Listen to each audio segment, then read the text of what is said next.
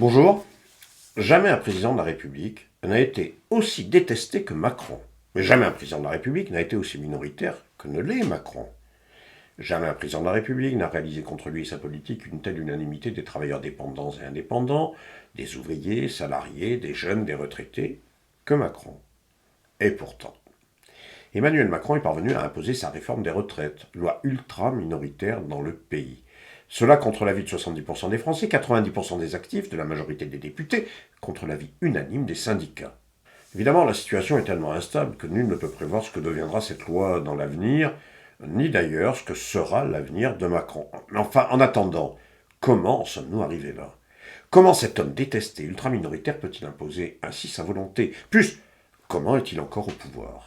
Une première explication réside sans doute dans la constitution de la Ve République, dont on réalise comme jamais le caractère totalement antidémocratique. Comme il le dit lui-même, Macron a respecté la Constitution, ce qui veut tout dire. L'usage des articles 47.1, 44.3 et 49.3 lui a permis de faire passer sa loi sans vote du Parlement, contre l'avis général, tel un véritable monarque. Et ce sont 9 macronistes, dont 2 anciens premiers ministres, le privatiseur en chef, Laurent Fabius, et le précurseur des réformes contre la retraite, Alain Juppé, qui, au nom du Conseil constitutionnel, valident, comme il se doit, la loi Macron.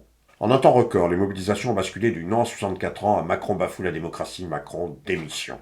Avec sa réforme, c'est Macron lui-même qui apparaît comme illégitime, usant de son pouvoir personnel contre la volonté générale. Macron, t'as foutu les 400 dans la rue. Grève, blocage. Macron, grève, blocage. Macron suffisant, Macron méprisant, Macron humiliant, Macron insultant, tout est revenu à la surface. Macron violent aussi.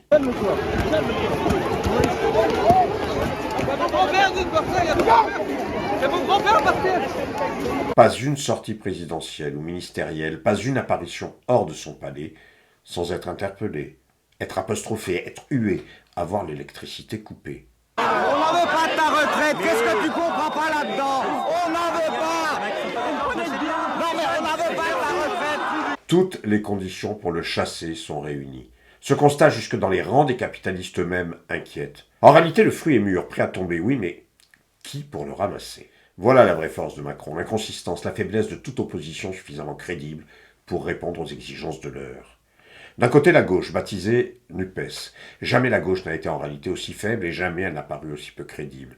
Toutes composantes réunies, la crise du régime, la vacance du pouvoir, la menace réelle qui pèse sur Macron même, semblent affoler la gauche. Évidemment, nul n'a voté à gauche officiellement pour qu'il mette en place sa réforme. Oui, mais pour amener tout ce beau monde aux réalités, Emmanuel Macron déclare lui-même « Si les gens voulaient la retraite à 60 ans, ce n'est pas moi qu'il fallait élire. » Bien sûr, l'argument était le vote anti-Le Pen. L'argument, c'était le danger du fascisme, et donc l'approbation d'une forme d'union nationale pour éviter le pire. Oui, mais pour les méthodes et le contenu, qui était porteur de la politique assimilée par la gauche au fascisme? Qui s'emploie à détruire minutieusement l'État social? Qui use des méthodes répressives qu'on n'imaginait pas possibles jusque-là? Qui donc a fait tirer sur le peuple habillé en jaune? Qui a donné l'ordre d'estropier, de mutiler, d'énucléer des centaines de Français? Qui, sinon Macron lui-même? La gauche a visiblement oublié la parole de Pier Paolo Pasolini. Le fascisme peut revenir sur la scène à condition qu'il s'appelle antifascisme. Quelles que soient les intentions, Macron, c'est l'élu de la gauche. Difficile dans ce contexte d'apparaître comme une alternative crédible, sérieuse, responsable. L'autre alternative, c'est précisément le Rassemblement national promu au rang de premier parti d'opposition par les médias officiels. En réalité, le Rassemblement national n'est pas un parti d'opposition, c'est un parti de rechange. L'argument médiatique assène que les ouvriers majoritairement votent pour le Rassemblement national. Oui, c'est vrai. Et là encore, on trouve la conséquence d'une gauche tournant le dos aux ouvriers et salariés depuis des années. Là encore, la situation est totalement paradoxale. Dans le processus de la lutte des classes, le Rassemblement national se range du côté des capitalistes contre les travailleurs. La posture sur les retraites ne peut camoufler cette réalité. Sur le plan économique, il vit sur le flou pour tenter de ratisser large entre plusieurs clientèles qui lui donnent son poids électoral. Des exemples? Tiens, tenez. Sur le pouvoir d'achat, il s'oppose à l'augmentation du SMIC. Propose la baisse des cotisations sociales, c'est-à-dire baisse du salaire différé socialisé, vieux rêve des capitalistes. Et l'encouragement à verser des primes au mérite, c'est-à-dire à la tête du client, objet de division du monde du travail. Sur le chômage, Marine Le Pen se veut très virulente. « Je suis opposée à la philosophie qui est la vôtre, dit-elle aux macronistes, vis-à-vis de l'indemnisation du chômage. Elle consiste à considérer que si les travailleurs sont au chômage, c'est en gros de leur faute. » Bravo Marine Le Pen. Oui, mais elle continue. En même temps, elle propose d'amender la loi en disant, je cite toujours, « Si on vous propose un CDI à l'issue d'un CDD et que vous le refusez, vous êtes considéré comme démissionnaire, comme ayant choisi une démission qui ne vous ouvre pas droit aux allocations chômage. Bref, si vous refusez de pérenniser votre embauche dans un boulot de merde, comme on dit communément, eh bien fini le chômage. » Autre exemple plus récent. Dans les raffineries, Marine Le Pen soutient, dit-elle, les revendications. Oui, mais elle condamne les grèves et approuve les réquisitions des salariés. Le Rassemblement national est ainsi partisan de l'ordre social contre toute manifestation qui remet en cause la propriété privée sur le fond des privilèges des fortunés, en l'occurrence des pétroliers. Les exemples sont multiples, vont tous dans le même sens. Au Parlement européen, par exemple. Eh bien, le Rassemblement national vote contre la loi destinée à tenir pour responsables les multinationales en cas de violation de droits humains ou dommages environnementaux. Les multinationales peuvent être reconnaissantes. Concernant la levée de brevets sur les vaccins, le Rassemblement national vote également contre. Eh bien, la propriété intellectuelle de Big Pharma dénoncée par les Gilets jaunes hier est bien protégée. Là, ce sont les grandes firmes pharmaceutiques qui peuvent être reconnaissantes. Sur la défense travailleurs ubérisés, pour qu'ils bénéficient des mêmes protections sociales que les travailleurs sous contrat de travail, le Rassemblement national s'abstient. Monsieur Hubert est très reconnaissant. Bref, pas besoin de diaboliser le Rassemblement national en évoquant le fascisme pour ne pas adopter sa politique. Il est un parti de défense des capitalistes comme les renaissances de Macron et quelques autres. La seule différence entre Macron et Le Pen réside dans la reconnaissance que porte le système, la Ve République, à l'un plus qu'à l'autre. En période stable, les capitalistes préfèrent Macron et il fait partie de leur monde. Mais si nécessaire, ils se rangeront derrière Marine Le Pen, au risque d'une instabilité et d'une crise politique plus prononcée. Pour la politique, l'un et l'autre sont synonymes de défense des intérêts capitalistes contre les ouvriers et les salariés. Et c'est cela qui compte pour les capitalistes. Pour l'absence de toute opposition crédible, je passe sur les Républicains. L'épisode de la motion de censure parle pour eux, Ciotti et quelques autres étant en réalité de simples supplétifs de la Macronie.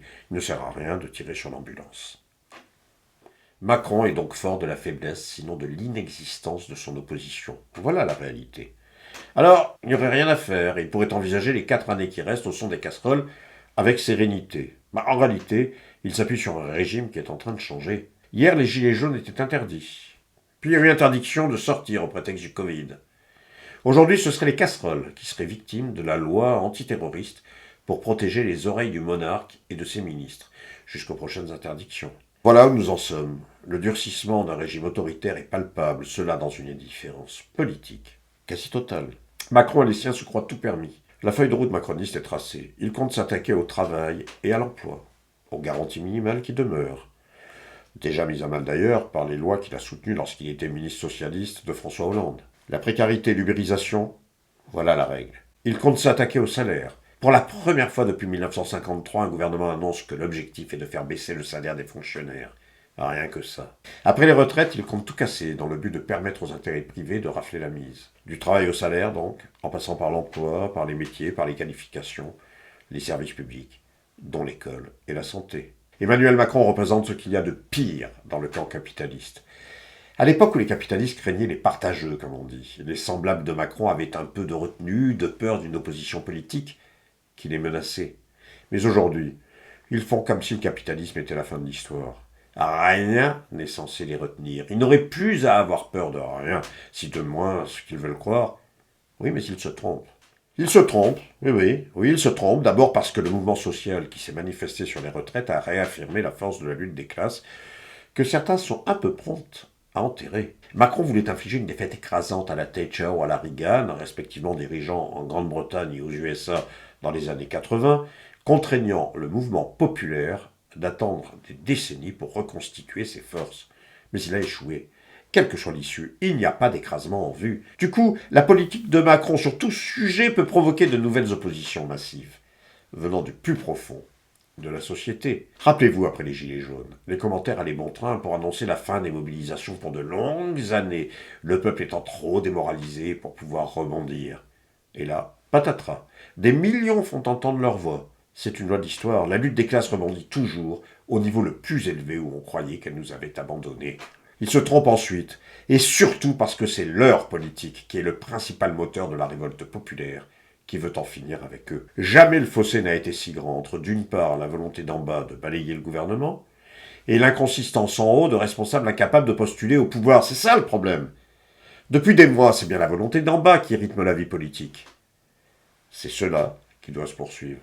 Organisations syndicales, partis ouvriers et démocratiques, associations, groupes, blogs, réseaux, pourraient aider cette volonté majoritaire de s'exprimer en récoltant des millions de signatures pour l'abrogation de la loi Macron, infligeant un tel camouflet au monarque qu'il n'aurait plus comme seule possibilité que de se démettre.